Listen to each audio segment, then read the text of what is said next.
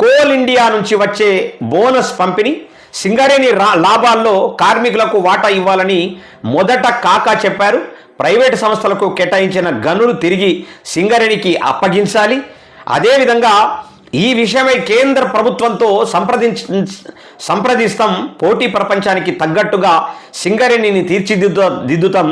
GST స్లాబుల తగ్గింపుతో రాష్ట్రానికి ఏటా 7,000 కోట్ల నష్టం, 5 ఏళ్ల పాటు వయబిలిటీ గ్యాప్ ఫండ్ ఇవ్వాలని కూడా డిమాండ్ చేయాలనేటటువంటిది ఒక ప్రతిపాదన మాత్రం తెస్తున్నట్లు తెలుస్తూ ఉన్నది. మరి 7,000 కోట్ల నష్టం వస్తుందట జీఎస్టీ తగ్గించడం పట్ల. ఒక్కొక్క రాష్ట్రానికి ఒక్కొక్క రకమైనటువంటి నష్టం జరుగుతూ ఉంటుంది. ఆ నష్టాన్ని కేంద్ర ప్రభుత్వం పూర్తి చేయాలా, ఆ నష్టాన్ని కేంద్ర ప్రభుత్వం తప్పకుండా పూడ్చాలా అనేటటువంటి ప్రతిపాదన తీసుకుపోతున్నట్లు మనకు తెలుస్తుంది.